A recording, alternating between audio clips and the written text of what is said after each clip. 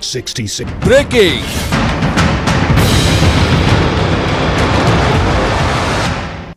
Welcome back. ನಿನ್ನೆಯಂತೂ ದೇಶದಾದ್ಯಂತ vaccination drive ಭರ್ಜರಿಯಾಗಿ ನಡೆದಿದೆ. Corona ಲಸಿಕೆ ಅಭಿಯಾನ ಇಡೀ ವಿಶ್ವಕ್ಕೆ ದೊಡ್ಡ ಮಾದರಿಯಾಯಿತು. ಯಾಕೆಂದರೆ ದೇಶದಾದ್ಯಂತ ನಿನ್ನೆ ಒಂದೇ ದಿನ ದಾಖಲೆಯ 84 ಲಕ್ಷ ಜನರಿಗೆ ಒಂದೇ ದಿನ ಲಸಿಕೆ ಹಾಕಿದ್ದಾರೆ. ಅದರಲ್ಲೂ ಬಹಳ ಹೆಮ್ಮೆ ಅಂದರೆ ಕರ್ನಾಟಕ ಒಂದರಲ್ಲೇ ನಿನ್ನೆ ದಿನ ದಾಖಲೆಯ 10 ಲಕ್ಷಕ್ಕೂ ಅಧಿಕ ಜನರಿಗೆ ಲಸಿಕೆ ಕೊಟ್ಟಿದ್ದಾರೆ. ಲಸಿಕೆ ನೀಡಿಕೆಯಲ್ಲಿ ರಾಜ್ಯವಾರು ಕರ್ನಾಟಕ 2ನೇ ಸ್ಥಾನ. ನಿನ್ನೆ ಇನ್ನು 2.9 ಲಕ್ಷ ಡೋಸ್ ನೀಡುವುದರೊಂದಿಗೆ ಇಡೀ ದೇಶದಲ್ಲಿ ಬೆಂಗಳೂರು ನಂಬರ್ 1. ನಿನ್ನೆ ಒಂದೇ ದಿನ ಹತ್ತತ್ರ 3 ಲಕ್ಷ ಬರೀ ಬೆಂಗಳೂರು ಸಿಟಿನಲ್ಲಿ ವ್ಯಾಕ್ಸಿನೇಷನ್ ಹಾಕಿದ್ದಾರೆ. ನಿನ್ನೆ ರಾಜ್ಯಾದ್ಯಂತ 7 ಲಕ್ಷ ಜನರಿಗೆ ಲಸಿಕೆ ನೀಡೋ ಗುರಿ ಇತ್ತು.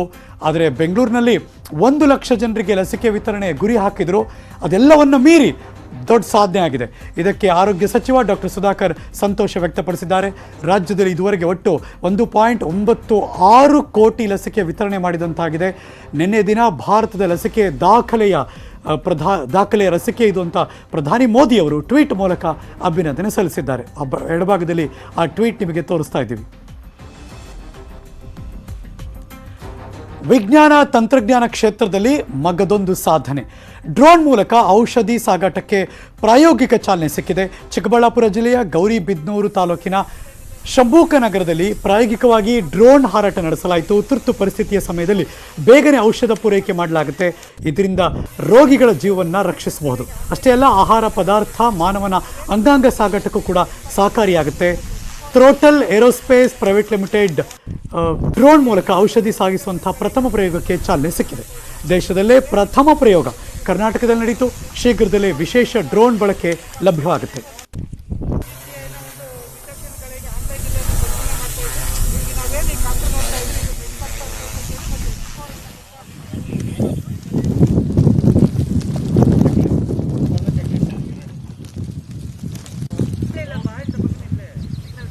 ಮೆಡಿಸಿನನ್ನು ಒಂದು ಕಡೆಯಿಂದ ಮತ್ತೊಂದು ಕಡೆಗೆ ಎಮರ್ಜೆನ್ಸಿ ಟೈಮ್ ರಿಕ್ವೈರ್ಮೆಂಟಲ್ಲಿ ಮಾಡಬೇಕಾದ್ರೆ ಯಾವೆಲ್ಲ ಸಿಚುವೇಷನ್ಸ್ ಫೇಸ್ ಮಾಡ್ತೀವಿ ಅನ್ನೋ ಒಂದು ಟ್ರಯಲ್ಸನ್ನು ಮಾಡಿ ಒಂದು 100 ಅವರ್ಗಳ ಕಾಲ ಇದನ್ನು ಟ್ರಯಲ್ಸ್ ಮಾಡಿ ನಾವು DGCA Director General of Civil ಏವಿಯೇಷನ್ಗೆ ರಿಪೋರ್ಟನ್ನು ಸಬ್ಮಿಟ್ ಮಾಡಿದಾದಮೇಲೆ ನಮಗೆ ಅವ್ರಿಗೆ ಅಪ್ರೂವಲ್ಸ್ ಕೊಡ್ತಾರೆ.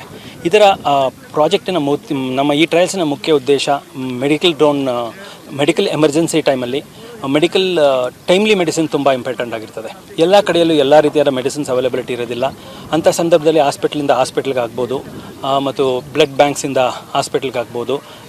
ಫ್ಲಡ್ ಆಗಿರುವಂಥ ಸಂದರ್ಭಗಳಲ್ಲಿ ನಾವು ಎಲ್ಲಿ ನಾವು ಹೋಗಿ ಕೊಡೋಕ್ಕಾಗೋದಿಲ್ವ ಅಂಥ ಜಾಗದಲ್ಲಿ ಡ್ರೋನ್ ಮುಖಾಂತರ ಫುಡ್ಡು ಡೆಲಿವರಿ ಮಾಡ್ಬೋದು, ಈವನ್ ಮೆಡಿಸಿನ್ಸು ಡೆಲಿವರಿ ಮಾಡ್ಬೋದು. 1.5 ಕಿಲೋಮೀಟರ್ಗಿಂತ ದೂರ ಹೋದರೆ ನಿಮ್ಮ ಕಣ್ಣಿಂದ ನೋಡೋಕ್ಕಾಗಲ್ಲ ಡ್ರೋನ್ನ. ಆ ಥರ ಒಂದು ಟೆಸ್ಟಿಂಗ್ ಮಾಡ್ತಾಯಿದ್ದೀರಿ. ಈ ಥರ ಟೆಸ್ಟಿಂಗಲ್ಲಿ ನೀವು ಈಸಿಯಾಗಿ ಡೆಲಿವರೀಸ್ ಮಾಡ್ಬೋದು. ಸೊ ಇಲ್ಲಿ ನಾವು ಮೆಜಾರಿಟಿ ಮೆಡಿಕಲ್ ಡೆಲಿವರೀಸ್ ಡ್ರೋನ್ ಮಾಡ್ತಾಯಿದ್ದೀರಿ. ಮೆಡಿಕಲ್ ಡೆಲಿವರೀಸೇ ನಮ್ಮ ಯೂಸ್ ಕೇಸ್.